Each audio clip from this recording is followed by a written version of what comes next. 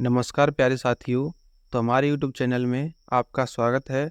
और आज मैं आपके लिए क्लास 12th अर्थशास्त्र का चैप्टर फर्स्ट लेके आया हूँ, जो कि परिचय है सूक्ष्म अर्थशास्त्र का।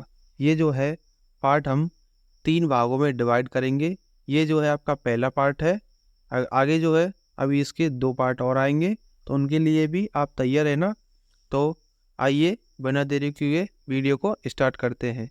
इसमें जो है हम आपके लिए शॉर्ट आंसर लेके आए हैं और कुछ लॉन्ग आंसर भी हैं। तो इसमें हमारा पहला प्रश्न है कि व्यष्टि अर्थशास्त्र का अर्थ लिखिए, यानी कि व्यष्टि अर्थशास्त्र क्या होता है। तो व्यष्टि अर्थशास्त्र के अंतर्गत विशेष व्यक्तियों, परिवार, फर्मों, उद्योगों, विशेष श्रमिक आदि का अध्ययन किया जाता है। अगर मैं आपको ये सिंपल वे में समझाऊं तो ये होता है कि व्यष्टि अर्थशास्त्र का मतलब होता है छोटा, यानी कि व्यष्टि अर्थशास्त्र में छोटी इकाइयों का अध्ययन किया जाता है, जैसे कि एक कंपनी, एक व्यक्ति या एक परिवार के बारे में इसमें अध्ययन किया जाता है। तो हमारा नेक्स्ट प्रश्न है कि निजी वस्तु किसे कहते हैं, यानी कि निजी वस्तु उन्हें कहते हैं जैसे कि निजी वस्तुओं की एक ही मात्रा की कीमत विभिन्न व्यक्तियों के लिए एक समान होती है। निजी वस्तुओं का उपयोग प्रतिस्पर्धात्मक होता है। निजी वस्तु वह वस्तु है जिस पर अपवर्जन का सिद्धांत लागू होता है। निजी वस्तु की एक निश्चित कीमत होती है। वस्तु के उपयोग के लिए यह कीमत अदा करनी पड़ती है, यानी कि निजी वस्तु वो होती है जिसकी मात्रा विभिन्न व्यक्तियों के लिए एक समान होती है और इस पर जो है अपवर्जन का सिद्धांत लागू होता है।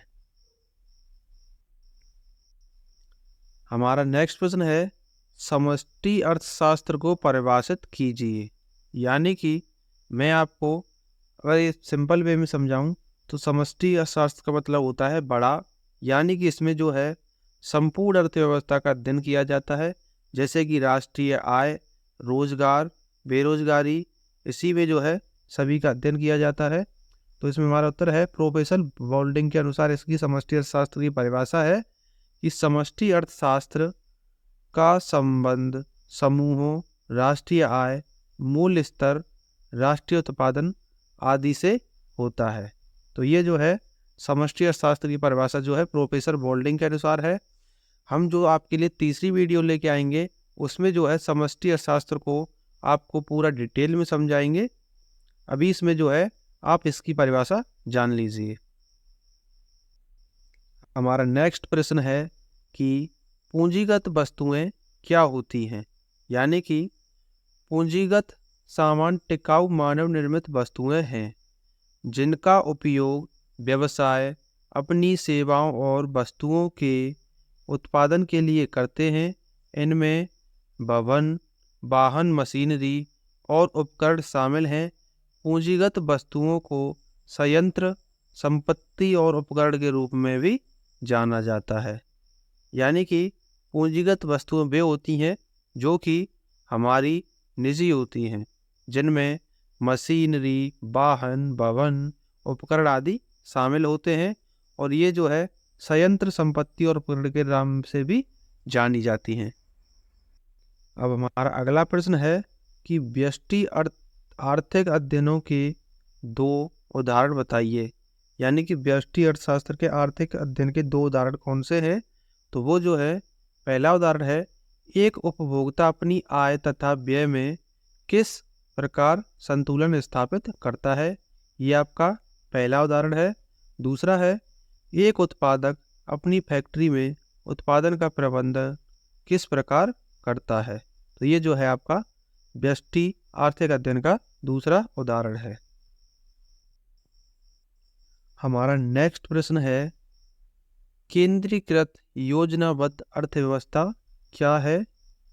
तो हमारा उत्तर है इस अर्थव्यवस्था में सभी उत्पादन साधनों पर सरकारी स्वामित्व होता है। इसमें मांग और पूर्ति की शक्तियों की स्वतंत्र अतः क्रिया का अभाव होता है। इसमें पूंजी के संचय की अनुमति नहीं दी गई है। यानी कि केंद्रीय योजनाबद्ध अर्थव्यवस्था क्या होती है, इसमें जो है सरकारी स्वामित्व होता है और मांग और पूर्ति की शक्तियों को स्वतंत्र अंतःक्रिया का अभाव होता है और इसमें पूंजी के संचयन की अनुमति नहीं दी गई है। संचय का मतलब होता है भंडार करना, यानी कि आप जो है इसमें पूंजी जमा नहीं कर सकते हैं। अब हमारा नेक्स्ट प्रश्न आता है कि आदर्शात्मक अर्थशास्त्र क्या है। तो ये जो है हमारा उत्तर है, आदर्शात्मक अर्थशास्त्र अर्थशास्त्र का वह हिस्सा है जो मानक बयानों से संबंधित है। यह निष्पक्षता के विचार पर केंद्रित है और अर्थव्यवस्था के परिणाम या सार्वजनिक नीति के लक्ष्य क्या होने चाहिए पर निर्भर है। तो ये जो है आदर्शात्मक अर्थशास्त्र है और ये प्रश्न जो है आप सभी के लिए वेरी वेरी इंपॉर्टेंट है, क्योंकि ये प्रश्न जो है आपके 2018 से लेकर अब तक सभी पूछे गए हैं। तो इसीलिए मैंने जो है ये आपके लिए रखे हैं और ये आपके लिए वेरी वेरी इंपॉर्टेंट है। अब हमारा नेक्स्ट प्रश्न आता है, सकारात्मक तथा आदर्शात्मक अर्थशास्त्र में भेद लिखिए या अंतर लिखिए। तो आइए देखते हैं। हमारा उत्तर है, सकारात्मक अर्थशास्त्र विश्लेषण से संबंधित है जो कारण और प्रभाव को सीमित करने के लिए है। दूसरी ओर आदर्शात्मक अर्थशास्त्र का उद्देश्य नैतिक दृष्टिकोण से वास्तविक आर्थिक घटनाओं की जांच करना है। यानी कि सकारात्मक क्या होता है, यानी कि सकारात्मक अर्थशास्त्र जो है विश्लेषण से संबंधित है और आदर्शात्मक अर्थशास्त्र जो है उद्देश्य नैतिक दृष्टिकोण से वास्तविक आर्थिक घटनाओं की जांच करता है। तो ये जो है आपका लास्ट प्रश्न था और अब हमारा